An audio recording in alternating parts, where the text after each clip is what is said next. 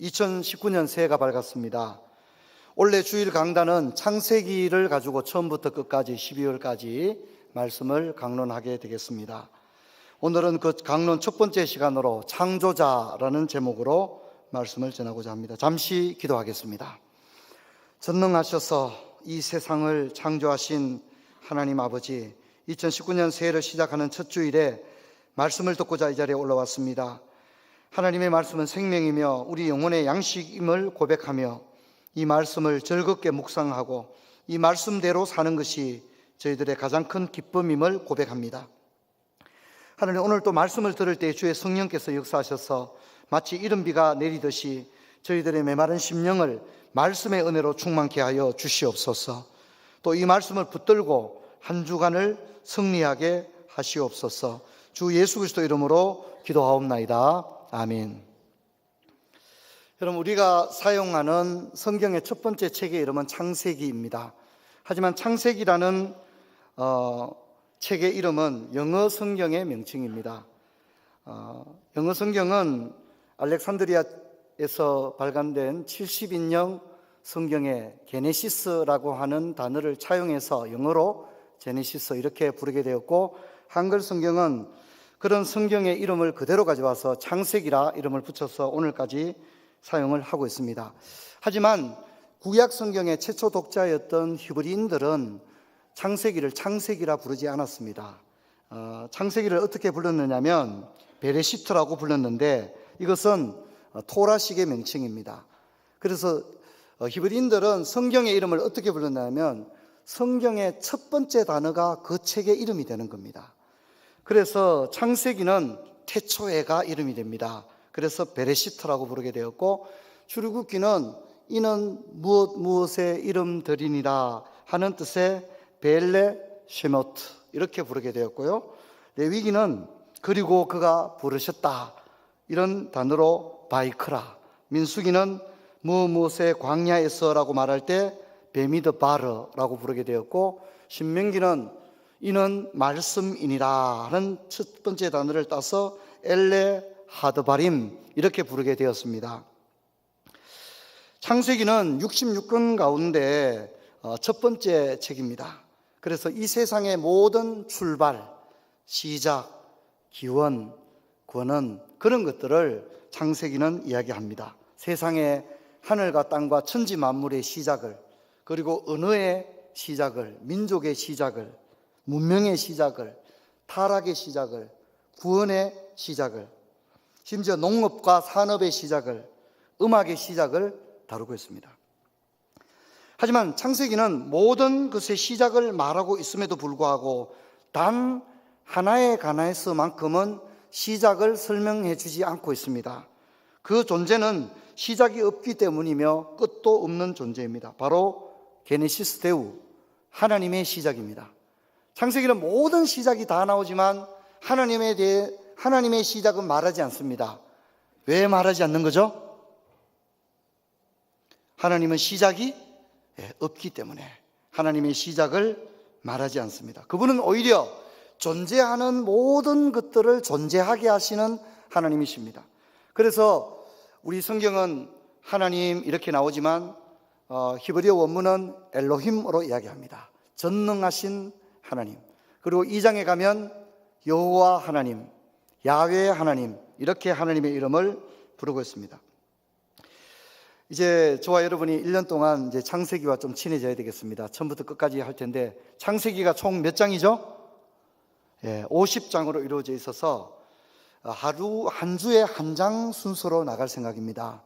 그래서 부활절과 제 여름 휴가 때 설교를 빼면 매주 한 장씩 순차별로 창세기 끝까지 말씀이 강론이 될 것입니다. 오늘 첫날이기 때문에 창세기 전체의 구조를 조금만 좀 살펴보고자 합니다.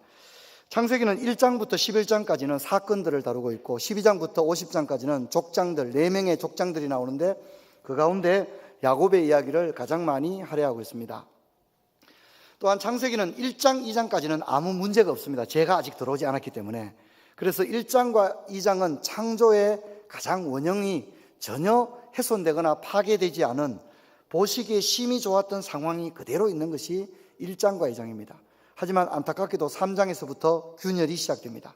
죄가 들어오게 되고 형이 동생을 죽이고 한 남성은 많은 여자를 부인으로 거느리기도 하고 마침내 문명을 앞세워서 하나님을 대적하고자 바벨탑을 쌓는 이야기들이 나오게 됩니다. 그래서 3장부터 11장은 인간이 어떻게 타락해 가는가를 보여줍니다. 그리고 12장은 아브라함이라고는 한 인물을 등장시켜서 이렇게 부수어지고 깨어져 버린, 힘이 좋았던 하나님의 창조가 깨어져 버린 이 세상을 하나님은 어떻게 회복시켜 가시는가, 어떻게 구원해 가시는가를 아브라함의 이야기로부터 시작하고 있기 때문에 회복을 말합니다. 그리고 1장부터 11장까지는 무대가 바벨론이고요, 또 12장부터 36장까지는 팔레스타인 지역이 무대가 됩니다. 그리고 요셉 스토리가 나오는 37장부터 50장까지는 이집트가 성경의 배경이 되어집니다. 오늘 우리가 읽은 대로 창세기 1장은 천지 창조를 다루고 있는데요, 우리가 사도신경을 고백할 때 그 첫 번째 고백이 창세기 1장을 믿습니다, 이런 말입니다. 창세기 1장. 창세기 1장은 어떤 의미가 있죠? 성경의 첫 번째 책의 첫 번째 장, 첫 번째 책의 첫 번째 장, 첫 번째 책의 첫 번째 장도 믿지 못하면 나머지는 어떻게 믿을 수 없겠죠. 그래서 전능하사 천지를 만드신 하나님 아버지를 내가 믿사오며 라는 말은 성경의 첫 번째 책의 첫 번째 장을 내가 믿습니다 라고 하는 것과 같은 그런 의미를 가집니다. 제가 이제 그 어느 교회 얘기를 들었는데 한두 명 모이는 교회가 아니라 뭐 10,000명 이상 모이는 그런 교회인데 예배 시간에 사도신경을 고백을 안 한다는 얘기를 들었어요. 그게 굉장히 의아스럽잖아요. 그래서 왜 안 하느냐고 주위에서 물었다고 합니다. 그런데 대답이 아주 정말 너무 실망스러운 대답이었어요. 대답에 무슨 공식적인 대답이 뭐냐면 우리 마음이라는 거예요. 우리 마음, 우리 교회 마음이다.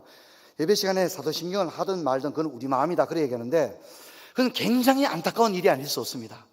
한마디로 말해서 제가 볼 때 생각이 없는 교회다, 그렇게 말씀드리고 싶어요. 성경을 시작하는 성경의 전체에 대한 가장 아름다운 고백이 사도신경이기 때문에 성경을 오만독하는 것보다 사도신경을 진실된 마음으로 하나님 앞에 고백하는 입술이 저는 훨씬 더 복되다, 그렇게 생각합니다. 근데 우리가 고백하는 사도신경의 첫 번째 고백이 창조주 하나님을 믿는다는 겁니다. 전능하사 천지를 만드신 하나님 아버지를 내가 믿사오며. 우리는 이 사도신경과 주기도문을 예전 걸 그대로 쓰는데 다른 교단들 가운데는 이것도 번역해서 새로운 걸 쓰고 있죠. 그래서 번역된 사도신경의 첫머리를 보게 되면 나는 전능하신 아버지 하나님 천지의 창조주를 믿습니다, 이렇게 고백하는데 저는 이 고백이 참으로 아름다울 뿐만 아니라 이 고백은 우리 신앙의 가장 튼튼한, 어떤 풍파가 몰려오더라도 그 위에, 그 고백 위에 집을 지은 사람이라면 어떤 격동의 시대를 만난다 할지라도 결코 무너지지 않는 신앙을 가지게 될 줄로 믿습니다. 하지만 아무리 고아한 신앙을 가졌다고 할지라도 창세기 1장을 고백하지 않는 신앙이라면, 하나님께서 이 세상을 창조하셨습니다, 하나님께서 이 세상을 말씀으로 지으셨습니다 라고 하는 것을 고백할 수 없는 사람이라면 나머지 것은 기독교 신앙이 성립이 될 수가 없는 것입니다. 그래서 히브리서 11장 3절은 이렇게 이야기하고 있습니다. 믿음으로 모든 세계가 하나님의 말씀으로 지어진 줄을 우리가 아나니 보이는 것은 나타난 것으로 말미암아 된 것이 아니니라. 믿음으로 모든 세계가 하나님의 말씀으로 지어진 줄을 우리가 안다, 그렇게 고백하고 있습니다. 여러분, 이것은 너무나도 아름다운 고백의 기초입니다. 또한 시편 8편 3절을 보면 이렇게 말합니다. 주의 손가락으로 만드신 주의 하늘과 주께서 베풀어 두신 달과 별들을 내가 보니, 이렇게 고백합니다. 하늘이 하나님의 영광을 선포하고 궁창이 그 손으로 하신 일을 나타내는도다. 이거는 시편 몇 편이죠? 모르면 안 됩니다. 이거 우리 암송하기로 했던 거죠. 시편 19편 1절부터 6절인데 이걸 1월 첫 주부터 하면 얼마나 시험에 들겠습니까? 그래서 2월 첫 주부터 할 테니까 여러분들께서 관심을 좀 가지면 좋겠습니다. 또한 지혜의 왕이었던 솔로몬은 자신의 인생의 노년기에 지은 전도서의 마지막 부분에서 이런 말을 하고 있습니다. 우리 같이 한번 읽어볼까요? 너는 청년의 때에 너의 창조주를 기억하라. 청년의 때에 너의 창조주를 기억하라. 그렇게 이야기합니다. 그래서 우리가 이 세상이 전능하신 하나님의 말씀으로 창조하신 것을 믿을 때 우리 신앙은 참으로 튼튼한 토양을 가지게 됩니다. 이 신앙의 바탕 위에 아름다운 꽃들이 피어납니다. 그래서 우리는 해와 달과 별을 보고 강과 산과 산맥들을 바라보고 창조의 하나님을 노래하는 겁니다. 제가 오늘은 우리가 이 찬양을 부르지 않았습니다만 주 하나님 지으신 모든 세계, 제가 이 찬양을 정말 부를 수밖에 없는 한없는 격정에 차서 피조된 내가 하나님께서 만드신 이 아름다운 자연을 보고 그 창조주 하나님을 노래하지 않는다고 하는 것은 너무나도 배은망덕하고, 지금 내가 존재하는 목적 자체가 이 천지 만물을 만드신 하나님을 정말 잘 못 부르는 노래지만 진정 찬양을 올려드려야 되겠다는 격정에 사로잡힌 것은, 제가 에베레스트 베이스 캠프로 가는 길에 올드 팅글이라고 하는 뷰 포인트에 있었습니다. 거기는 해발 5,500인데 히말라야의 8,000 이상의 14개의 고봉들이 한눈에 내려다 보이는, 사진작가들의 말에 의하면 가장 아름다운 뷰 포인트다. 한눈에 8,000 고봉을 14개를 한 번에 볼 수 있는, 일단 눈으로 보면 믿어지지가 않고요. 얼마나 하나님이 지은 자연이 아름다우면 일단 이 세상에 그 어떤 카메라 앵글로도 안 들어옵니다. 어떤 렌즈로도 히말라야 14절을 한 카메라 카스에 담을 수 없습니다. 너무나도 웅장하기 때문에. 그때 그것을 바라봤을 때 제 마음은 즉시 찬송을 불러야 되겠다. 어떤 찬양이요? 주 하나님 지으신 모든 세계, 내 마음속에 그려볼 때 이 찬양을 불러야만 한다는 생각을 정말 했습니다. 근데 문제는 높이가 얼마예요? 5,500입니다. 노래를 부를 수 있는 높이가 아니죠. 하지만 제가 있는 힘을 다해서 식은땀을 흘리면서 1절부터 4절까지 끝까지 다 불렀습니다. 너무너무 아름다운 이 찬송은 이 순간을 위해 있는 거구나, 그런 생각을 하면서 내가 또다시 여기 와서 하나님께서 만드신 이 아름다운 자연을 보고 노래를 부를 날이 다시 찾아오겠나 싶어서 거기서 그런 찬양을 불렀습니다. 창조의 하나님, 전능하사 이 세상을 만드신 하나님 아버지를 내가 믿습니다 라고 하는 고백은 그 어떤 고백보다 아름다운 고백입니다. 우리가 외롭게 사막길을 걸어가고 어두운 밤길을 걸어가고 때로는 대양을 횡단하고, 여러분, 이런 많은 것들 가운데 우리가 두렵지 않은 이유는 이 모든 자연이, 산과 강과 바다와 모든 대양이 우리 하나님 아버지께서 만드신 것인 줄 믿습니다.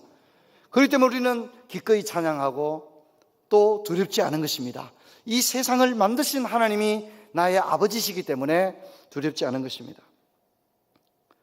여러분, 올 한 해도 힘들고 어려운 일을 만날 때마다 해와 달과 별을 만드시고 모든 존재하는 것을 존재하게 하셨던 창조주 하나님, 전능하사 천지를 만드신 하나님을 믿는다는 그 굳건한 믿음으로 그 어떤 역경과 어려움도 이겨내시는 저와 여러분 되시기를 바랍니다. 먼저 우리 창세기 1장 1절을 보면 태초에 하나님이 천지를 창조하시니라. 2절을 같이 한번 읽어보겠습니다. 땅이 혼돈하고 공허하며 흑암이 깊음 위에 있고 하나님의 영은 수면 위에 운행하시니라.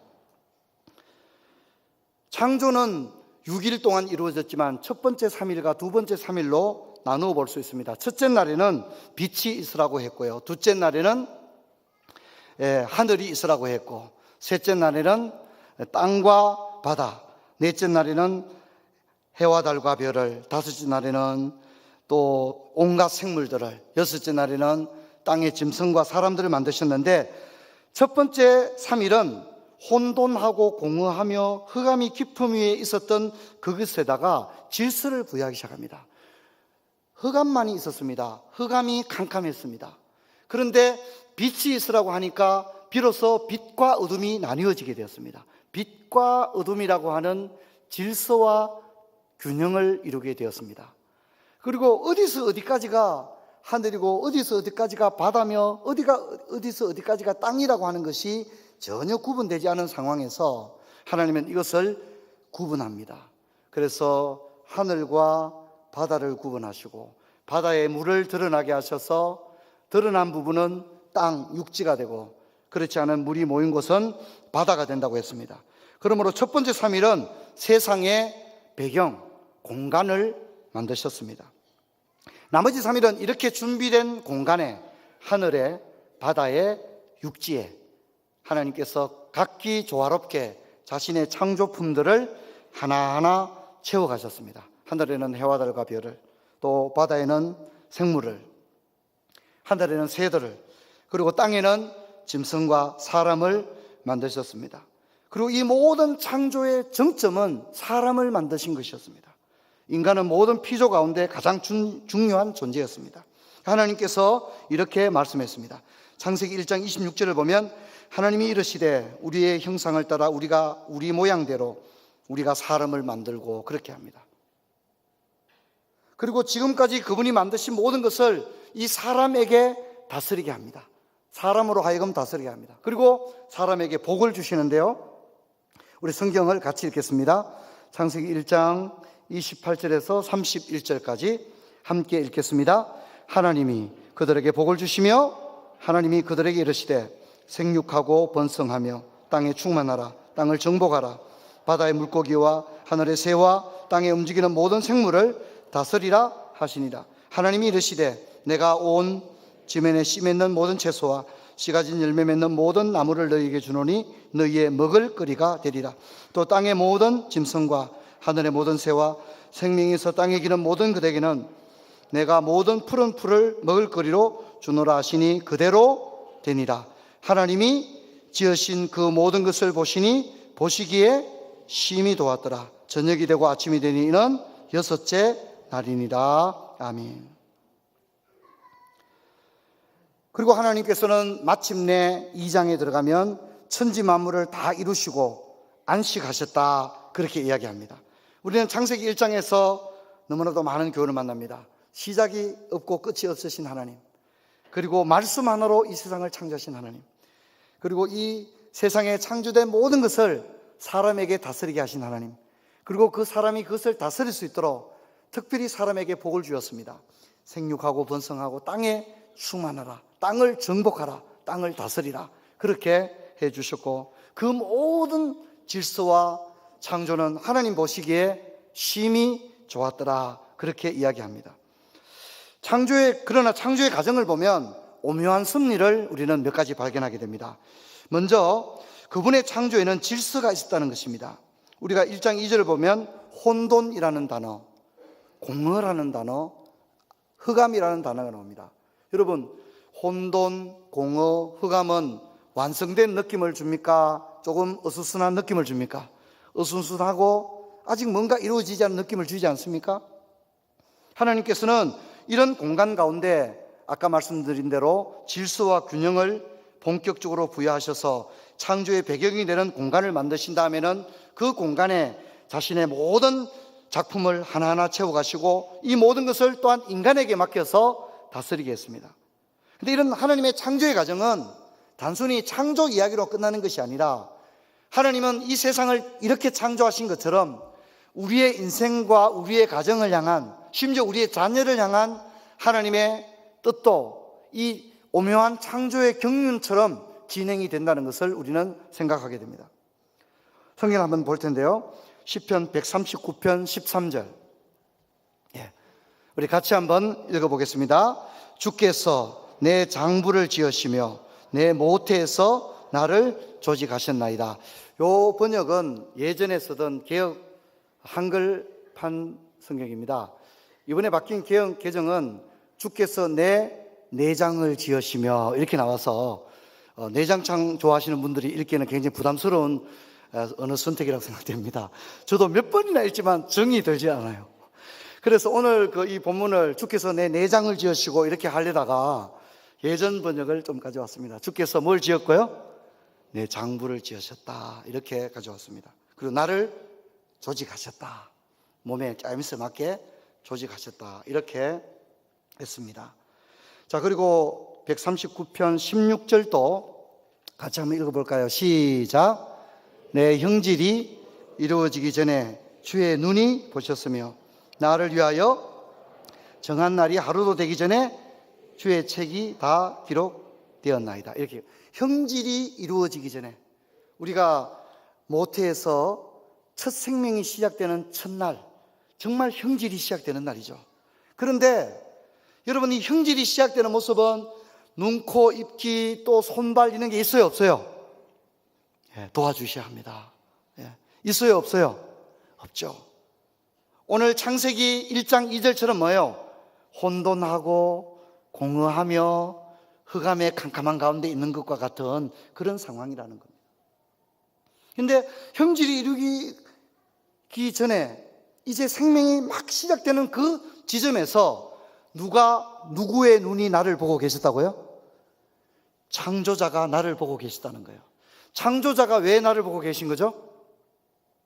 흔히들 이제 그런 얘기 합니다. 야, 엄마 아빠가 너를 만들었다, 이런 얘기를 합니다. 근데 여러분, 정말 엄마 아빠가 나를 만들었습니까? 하나님이 나를 만들었습니까? 하나님이 나를 만들었습니다.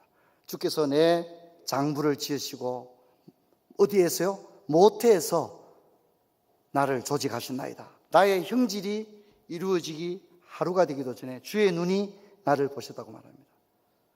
여러분, 참 이건 놀라운 일입니다. 여러분, 나는 엄마 아빠 때문에 태어난 것이 아니라 분명히 모태에서 태어났습니다.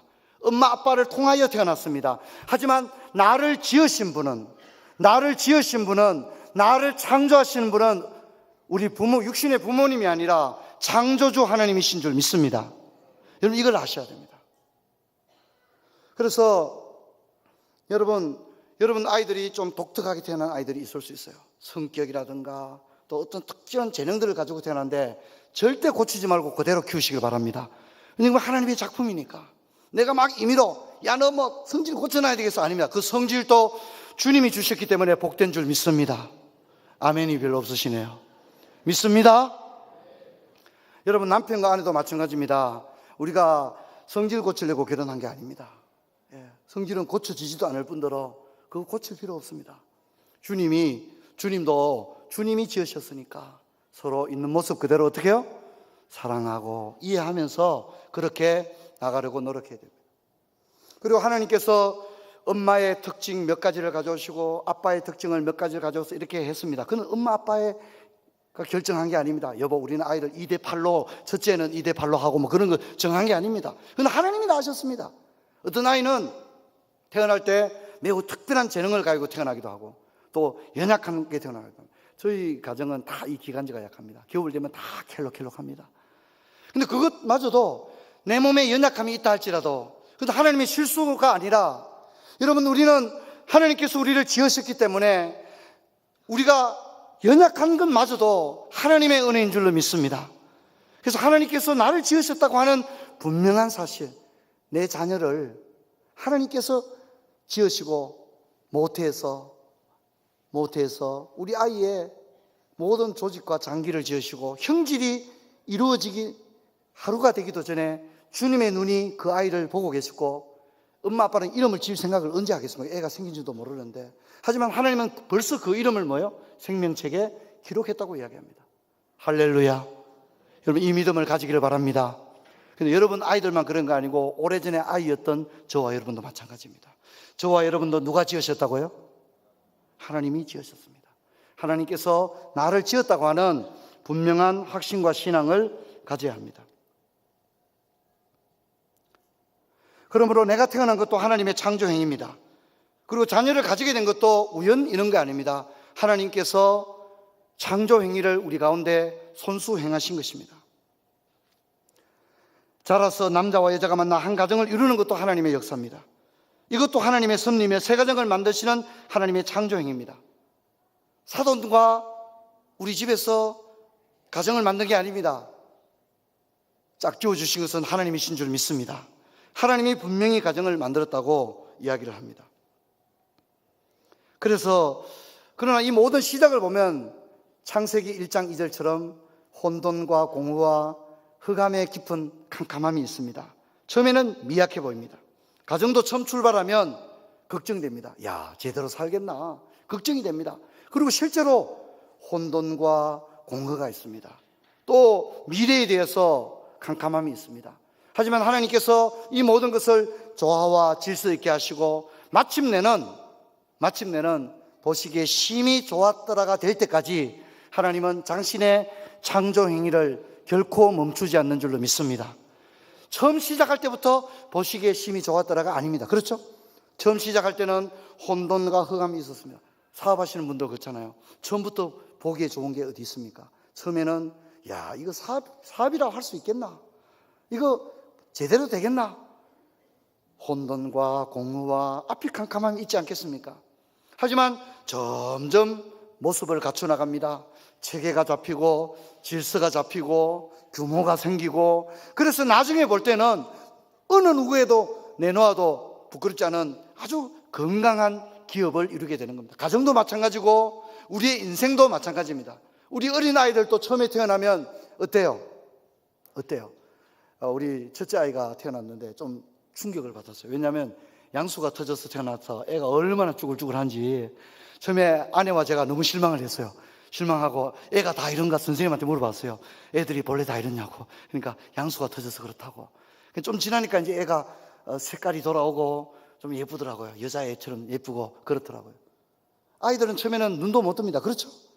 마치 오늘 창세기 1장 2절처럼 흑암과 혼돈과 공허가 있는 겁니다. 하지만 점점 예뻐집니다. 여러분, 아이들이 고등학교 졸업해서 대학 들어갈 때 한 20살쯤 돼보세요. 대학 들어간다고 모처럼 백화점에서 아들에게 양복을 하나 딱 입히면 어떻습니까, 여러분? 보기 좋아요, 안 좋아요? 네. 얼마나 멋지죠. 정말 그때는 어느 영화배우 못지않죠. 야, 우리 아들 너무 잘생겼다, 한 번 더 보자, 그러고 싶을 겁니다. 딸들도 마찬가지입니다. 대학 들어갈 무렵에 정장 하나 딱 해서 입혀놓으면 어때요? 딸이 없으신가 봅니다. 너무 아름답습니다. 정말 너무 아름답죠. 보시기에 심히 좋았더라처럼. 하지만 아이가 태어날 때는 그렇지 않습니다. 혼돈과 흑암과 공허와 같은 그런 연약함이 있습니다. 하지만 주님은 심히 보시기에 좋았더라 할 때까지 당신의 창조 행위를 멈추지 않는 줄로 믿습니다. 아름답게 빚어가는 거예요. 그러므로 사랑하는 성도 여러분, 우리가 전능하사 천지를 만드신 하나님 아버지를 믿습니다 라고 고백할 때 마치 1차원적 차원에서 이 세상은 누가 창조하셨나요? 대답, 하나님, 이런 차원이 아니다. 이 창조의 하나님은 나와 무관하신 분이 아니고 지금도 나를 보시기에 심히 좋았더라가 될 때까지 지금도 내 안에서 일하시고 가꾸어 가시고 채워가시는 창조의 하나님이신 줄로 믿습니다. 이 창조의 하나님을 찬양할 수 있기를 주의 이름으로 축원합니다. 우리의 가정도 그렇게 꾸려가는 겁니다. 어떤 집사님이 제게 그런 얘기 하더라고요. 목사님, 참 신기합니다. 저는 우리 집안에서 내가 신앙이 가장 약하다고 생각했습니다. 할아버지, 아버지를 생각하면 그분들은 나는 근접하지 못할 정도로 신앙이 좋았습니다. 근데 나는 우리 집에서 형제들 가운데도 신앙이 별로 약하고, 우리 믿음의 아버지, 할아버지를 볼 때도 내 신앙은 감히 내놓을 수도 없는 신앙인데, 할아버지, 아버지 때, 그리고 예수 잘 믿는 우리 형님들 가정에서 하지 못하는 가정예배를 우리 가정에서 이렇게 드리게 되리라고는 생각을 하지 못했습니다. 그리고 목사님, 가정예배를 드리기 전과 후에 우리 가정은 분명히 달라져 있습니다. 참 많은 부분이 달라져 있습니다. 그렇게 고백하는 얘기를 들었습니다. 빌립보서 1장 6절의 말씀처럼 너희 속에 착한 일을 시작하시니가 그리스도 예수의 날까지 이루실 줄을 확신하신다고 하신 하나님, 지금도 하나님은 우리 인생 가운데서 또 우리의 가정 가운데서 보시기에 심히 좋았더라가 될 때까지 지금도 여전히 일하시는 하나님이신 줄로 믿습니다. 여러분, 하나님과 함께 2019년도에는 더 아름다운 가정을 이끌어 가시기를 주의 이름으로 축원합니다. 자녀들을 바라볼 때도 좀 뭔가 걱정이 됩니다. 이야, 저 녀석 제대로 자라기나 하겠나? 아이고, 저 녀석 군대는 가겠나? 아이고, 저 녀석, 아이고, 저 장가는 제대로 가겠나? 우리 부모의 마음은 창세기 1장 2절에 머물러 있습니다. 걱정이 되는 거죠.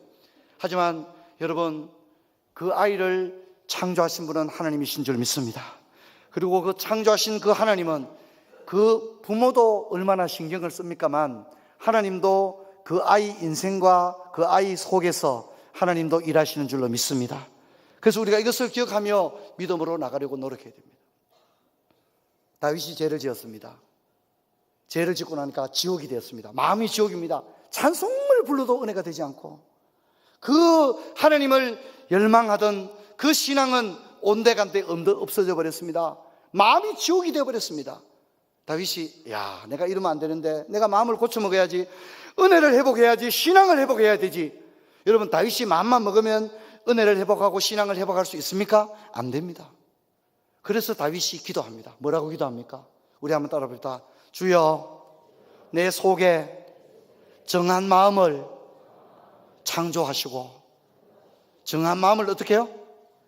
창조하시고, 주여 내 속에 정한 마음을 만들어 주십시오. 내 마음이 지금 지옥이 되었습니다. 사람들이 믿고 질투가 나고 그냥 모든 것이 못마땅합니다. 올겨울은 왜 이래 춥나? 매년 추웠습니다. 근데 올겨울이 막 더 추운 것 같은 거예요. 내 마음이 지옥이에요. 내가 이러면 안 되는데, 마음을 고쳐 먹어야지. 마음 고쳐 먹어집니까? 죄송하지만 안 됩니다. 다윗이 고백합니다. 주여, 내 속에 정한 마음을 창조하시고 정직한 영을 새롭게 하옵소서. 내 속에 자원하는 심령을 주시고 구원의 기쁨을 회복시켜 주옵소서. 성신을 내게서 떠나가지 하기 마옵소서. 그렇게 간구하는 다윗의 모습을 보게 됩니다. 사랑하는 성도 여러분, 2019년도 한 해 힘들고 어려울 때마다 창조의 하나님을 붙드시기를 주의 이름으로 축원합니다. 하나님, 지금도 나를 빚으시고 지금도 우리 가정을 가꾸어 가고 계신 줄 압니다. 주님, 지금은 우리 가정이 울퉁불퉁합니다. 지금은 우리 가정이 뭐가 많이 나 있습니다. 우리 아이들도 울퉁불퉁합니다. 하지만 언젠가는 우리 가정이, 또 우리 자녀들이 하나님 아버지 앞에서 보시기에 심히 좋았더라가 될 그날이 올 줄 믿습니다. 하나님, 우리를 향한 그 사랑, 인애와 자비, 당신의 창조의 역사 멈추지 말아주시고 저를 지속적으로 빚으셔서 하나님 가장 기뻐하는 믿음의 사람을 삼아 주시옵소서. 이렇게 기도하며 나가는 저와 여러분 2019년도 되기를 주의 이름으로 축원합니다. 자리에서 일어나시겠습니다. 제가 기도하겠습니다.